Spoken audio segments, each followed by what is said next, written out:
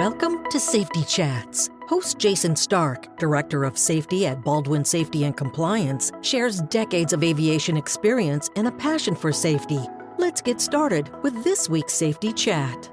Hello, everybody. Welcome to the Baldwin Safety Chat podcast. This is a podcast where we talk about all things safety management and hopefully things that can help you, or us, I should say, do our jobs a little bit more effectively and efficiently. Some of you may or may not know that I do teach part-time at the University of Southern California in their Aviation Safety Management System program.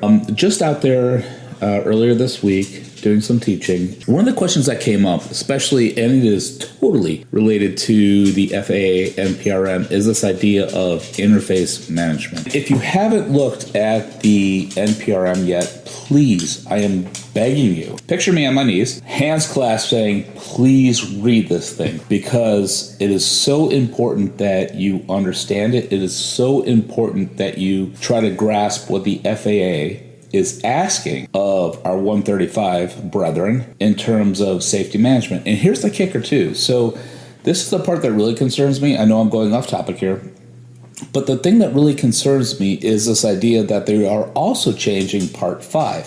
So the NPRM is directed at 135, 91, 147, as well as production and type certificate entities. Well, do the 121s who are currently under Part 5 know Part 5 is changing? And there's a big change in here that talks about, as part of the systems description, we need to identify all of our interfaces and then project or document how we're going to manage that interface. And when the FAA talks about it in the NPRM, or what the FAA makes it sound like, is that you have a phone a friend or you have a contact that if you should have problems, you will call. And that is not truly what interface management is, at least in the context of ICAO. What I want to talk a little bit about today is the idea of interface management, because interface management and then the fact that how risk transfers or transgresses across organizational boundaries through the interface is actually really super fascinating. Let's dive into it. The idea of interface management, let's first back up and go to identifying interfaces. This is where you look at every instance where your organization, pictured as a bubble, as a circle, overlaps or interfaces with another organization. For business aviation, let me give an example. You have your organization, and when you send your aircraft to a 145 repair station or an MRO, you can imagine that your organization as a bubble, the 145 organization as a bubble, they kind of overlap. Where it overlap is a thin sliver. That's kind of the activities that are common, or where the overlap happens. Where the activities are joint, it shows where the organizations actually work together or have dialogue or communication or joint actions. With that in mind, we have to understand, and I want you to use your imagination. Picture the two bubbles, picture them overlapping, having that thin sliver, so like a Venn. In that interface, any issues that are in that organization, any safety issues, controls that are degraded, whatever it may be, that are in that organization can create problems or create risk that transgress into that interface and then ultimately into our organization. Now, you might be thinking, what is he saying? Well, let me try to put this into an example. So let's say there is a 145 organization that uses RFID tracking for tool control. That means that all of their tools are tagged with an RFID code, and at any given time, the MRO knows where the tools are. Are they in the aircraft? Are they back in the box? Whatever it may be. And it's a really good way to control tools, or where tools are, especially after a job. And also, not really relating to RFID tracking, but other parts of tool control, such as like leaving rags behind, leaving FOD behind. Now, let's say that the organization's RFID tracking system went down. Now, what they use to solely control finding out where tools are, if tools are back in the box after a job, that whole process, that whole control is down. So now there is a risk. What could happen without that? There is a greater chance or a greater probability of a tool being left behind on an aircraft. So the fact that they're having this issue, the 145 station is having this issue, creates risk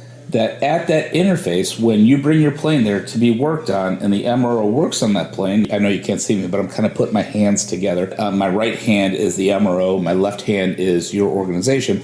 I kind of put them together, and that space between my hands is that interface. Now picture in that interface now the fact that the tool control program is degraded, that can create risk that can move into your organization, i.e., a tool can be left behind in the hellhole where the hydraulic pumps are, where the cable pulleys, if you don't fly by wire, that area in the back of the aircraft. If there's a rag, safety wire, tool left behind there, it can actually create a problem, and a serious problem, especially if it gets bound up in the flight controls or shorts out the battery, whatever it may be, and can be a safety of flight. So with that in mind, that is the idea that a problem in the MRO, the 145, has now migrated into our organizations as a problem that could be related to safety of flight. That is the idea of risk transgressing across the boundaries of the interface. So now when the FAA, they talk about interface management, which they don't actually get right, but when the right way, when we look at interface management, we have to understand our interfaces. And then we have to understand what defenses do we have in our bubble to prevent risk from transgressing from that organization into our organization. Usually speaking with MROs, we first identify, do they have a tool control program? Do they have a fatigue risk management program? Do they follow manufacturer guidelines on maintenance? Those are controls that we have to prevent their issues from coming into our organization, becoming our issues. The problem is any one of those controls, so for example, in our case,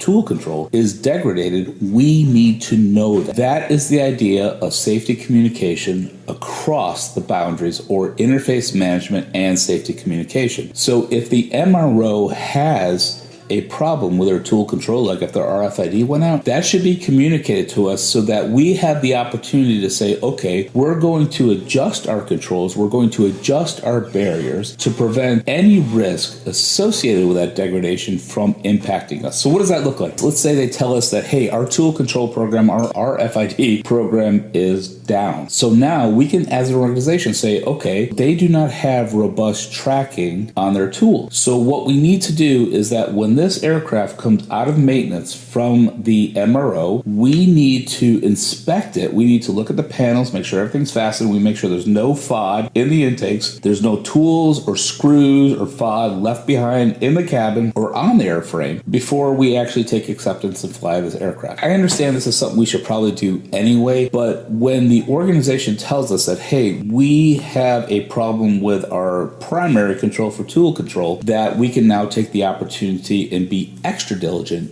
about finding things that could potentially impact our operation. This is so incredibly important. And now with the FAA, the way they put it in the NPRM is that, okay, if we find a hazard, we need to get the name and number of the person we need to call with it in the other organization. And that's kind of like phone a friend. While that's important, that's only part of the story. In an ideal world, if, for example, your MRO has an issue with tool control program, when you bring your aircraft in there, they will communicate that to you. They'll communicate that to the primary individual, the chief pilot, the director of maintenance, whoever it is. And then, like I said, that gives the organization the opportunity to adjust. Conversely, if when the tool control program, or even if it's in effect, but let's say it's degraded, the RFID system's not working, and we do find a tool, we have to be able to communicate that back to the organization and say, well, we found a tool. Okay, so I know you told us that your tool control program is not working, but your alternate method, whatever you're doing now for tool control, well, it didn't work at this time because now there's a tool sitting in the aft compartment of my aircraft. And that should signal to them, okay, we need to do something different, or we need to shore up our controls, whatever it may be. So that's the idea of interface management. And when we look at interface management on the high level, it's going to take a lot of trust. And what I mean by that is it's going to say, okay, me as an organization, I'm having issues that can impact how we interface. And likewise, the other organization should be able to freely and openly communicate saying, okay, we're having these issues right now that can impact the risk at where we interface. So from that, it's actually two-way street. So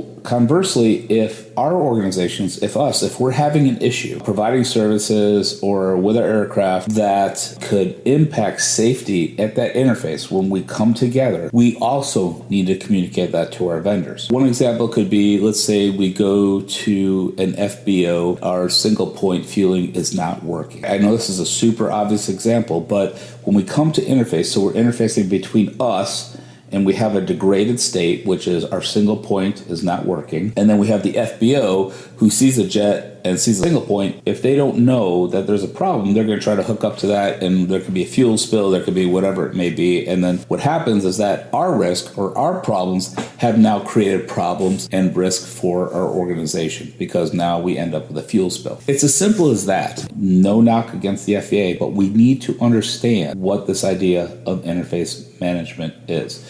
There needs to be a trust saying that I have a problem and this is how it's going to affect when we interface. Likewise, if an organization has a problem, they need to let us know how it's going to affect how risk also transgresses that interface between the two organizations. And I think one of the best examples of this are notices to air missions. I know it used to be notices to airmen and NOTAMs, but now it's notices to air missions. That's a great example. You have an airport environment, and then you have us with our flight environment. If there are issues in the airport environment that can create risk at the interface between them and us, they communicate that well through the tool of NOTAMs. So if an approach is out, if approach lighting is out, if taxiways are closed, we are notified of that so that we can adjust and create our boundaries correctly. Likewise, if we have issues, if we're degraded, like if we have a flap situation or a brake situation, we notify the airport that, hey, we have a problem, and then the airport can adjust. So that's a very trivial example of interface management. When we look at the organizational level, we have to identify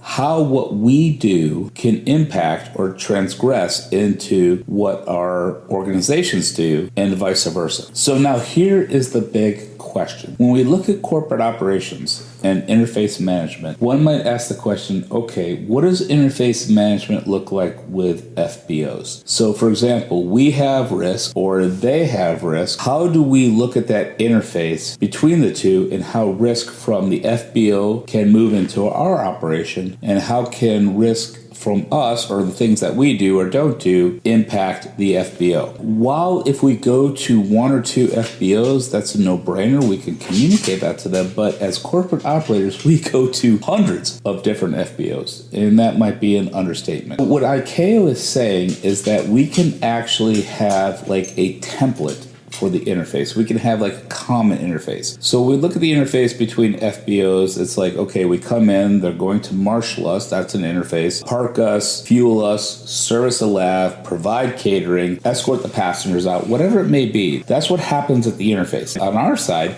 if we're having issues that can impact any one of those interfacing operations, we can say, okay, as part of safety promotion and safety communication, we can communicate issues that can happen at the interface because of issues we're having inside the organization. I'm going to take a pause here. Does that make sense? If not, I really hope you let me know, because this is a very important topic. Like I said, in the NPRM, the FAA with the phone friend, not cool, really not explaining the whole idea of interface management as the way ICAO explains it. So we have to take this seriously because it is a serious matter. Let's just take it up a level. When you think about it, it's really mind-blowing, and it's really disconcerting that the fact that an organization that we're interfacing with, whether it be ATC, whether it be an airport environment, whether it be an MRO, whether it be an FBO, and even internally, whether it be our own internal maintenance or finance or scheduling, if there is a degradation in any one of those entities, that when we come together and work together, that their issues can now become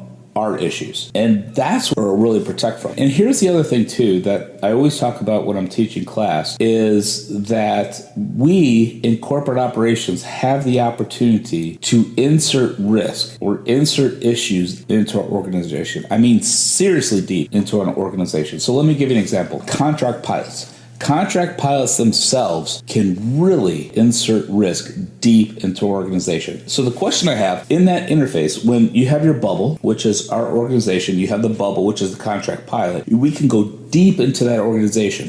What are the defenses that you have in that interface? But I am really hoping that you have really strong barriers that first decide who has the opportunity to get into that cockpit. And then once they're into that cockpit, you have really good controls on what that individual is allowed to do. Because if that individual, if they have issues in their training, how do we protect ourselves from that interface? How do we protect ourselves from risk, transgressing the boundary from that individual or that entity, in the case of an organization, into our entity? And that is what interface management is about. After listening to this, read the NPRM and determine, is this really what interface management is about? My opinion is no. And I think the FAA did not get that right. It is not phone a friend. It is not the idea of, I need a number to call in case I find a hazard in my process. I don't need a number to call if I find a problem. That is part of it. But what I need to do is understand two things. One, if I'm having issues in my department or a change or whatever it may be, how is that going to impact my interface with the entities in which I work with in the transportation and delivery of goods and services? Likewise, what would I expect if an outside entity had an issue and it was communicated to me? What would I do as an organization to adjust the controls to prevent their issue from becoming mine? So these are a few things to think about. It's a fascinating topic. I just don't want you to be confused by it, especially the way the FAA NPRM works, and you can make an informed decision. So if you read the NPRM and it doesn't jive with you, make sure you make a comment, because they need to get this right. This was not introduced in the first NPRM for 121. This is going to be a change for 121. Interfaces, internal and external. We talk about a boundary. We talk about risk transgressing those boundaries and impacting the other people. So either it impacts other organizations we interface with, or whatever they're doing impacts us. So think about that. It's an important topic. So please sound off on it. Please let me know your thoughts on it. Just hope this gives you a better understanding of what interface management is. I just want to thank you so much for listening. I want to thank you so much for downloading this. If you like what you're hearing here, make sure that you rate this well on whatever platform you listen to this podcast on, Spotify, Apple Podcasts, whatever it may be. Let us know if you like it. Also, if there's anything you want to hear or talk about, let me know, and we'd be happy to put it on the podcast. Sorry, it's been a little while since I did the last podcast. We're trying to keep a schedule here, but things are really busy here at Baldwin, which is super awesome. In the end, I want to thank you for who you are and what you do. Until we meet again on the next podcast, be safe. This podcast is brought to you by Baldwin Safety and Compliance, the leader in safety management for the transportation industry. Since 2004, Baldwin has been providing state-of-the-art solutions and 24/7 support to the aviation and transportation industries. Baldwin's clients include all sizes and types of transportation operators. Baldwin provides safety and related business services to commercial and non-commercial transportation operators, medical transporters, FBOs, MROs, airports, flight schools, UAS operators, firefighters, OEMs, ground transport operators, and others. Visit baldwinsms.com to discover how Baldwin can enhance your organization's safety program.